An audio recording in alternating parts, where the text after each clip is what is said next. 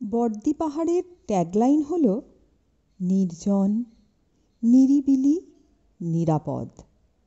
নিরাপত্তার প্রশ্ন উঠছে, কারণ এ অঞ্চল সেই জঙ্গলমহলের অংশ যেখানে কয়েক বছর আগে রাষ্ট্রবিরোধী শক্তি মাথাচাড়া দিয়েছিল প্রবলভাবে।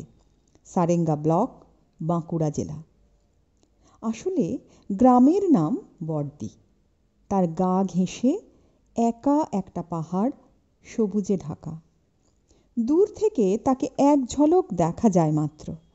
তারপর রাঙা পথের বাঁকে, বৃক্ষকুলের ফাঁকে হারিয়ে যায় সেই অনতি উচ্চতার টিলাখানি। কাছে গেলে সবুজের খুঁটিনাটি চোখে পড়ে, কিন্তু পাহাড়খানা আর চোখে পড়ে না। পাহাড়ের কোলে একটাই থাকার জায়গা, বর্দি পাহাড় ইকো রিসর্ট। পাহাড়ের পায়ের কাছে বয়ে গেছে ক্ষীণতোয়া কংসাবতী, তার আধখানায় বালির চর, আর আধখানায় জলের চল। পাহাড়ের কোল থেকে পাহাড়ের পায়ে নামার কোনো পথ নেই। আছে এলোমেলো পাথর, নুড়ি, ঘাস আর নানা রঙের ছোট্ট ছোট্ট ঘাস ফুল। পথ সহজ নয় বলেই পথিক বিরল বর্দি পাহাড়ে।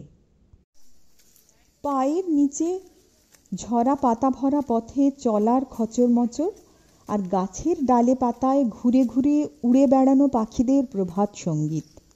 এছাড়া আর কোনো শব্দ নেই এখানে সকালে। তখনও সূর্য ওঠেনি।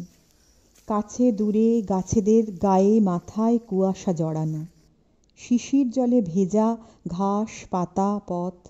হাঁটতে বেরিয়েছি আমরা। শাল, আকাশমণি, ইউক্যালিপটাসের ঋজু দেহের ফাঁকে ফাঁকে পায়ে চলা পথ ধরে বর্দি পাহাড়ের ওপরে উঠতেই মাথার ওপর সবুজ শামিয়ানা। সবুজের গন্ধ মিশে আছে এখানে আধো আলোর রঙে, শিশিরের রসে, বাতাসের ছন্দে আর ঝিঁঝির ঝিনঝিনিতে। সবে মিলে সকালবেলা সাজিয়ে দিল অরূপ রূপে।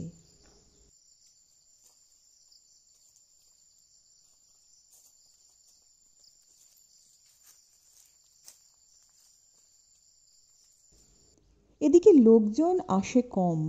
জঙ্গলে আগাছা আর নিশ্চিন্ত মাকড়সাদের জাল ছড়ানো যত্রতত্র। চলতে চলতে ক্রমশ ফাঁকা জায়গায় এসে যখন হাজির হলাম, ঠিক চাঁদের মতো স্তিমিত আলো জেলে কুয়াশা ধ্যাবড়ানো সূর্য উঠল মানিক জলা, শিশির ভরা আশ্চর্য সবুজ ধান ক্ষেতের ওপারে তাল গাছের মাথায়। সে নরম ভিজে আলোয় আমাদের হাঁটার নেশা জাগিয়ে উঠল। দূরে কোথাও জলের ধারা বয়ে চলেছে, শোনা যাচ্ছিল সেই বালিকা ঝোড়ার নুপুরের ছুনছুন। চললাম সেই দিকে। হঠাৎ দেখা ছোট্ট সেই কলস্বিনী কলাবতীর সঙ্গে। আপন মনে হেসে গড়িয়ে পড়ছে সে আপন আনন্দে।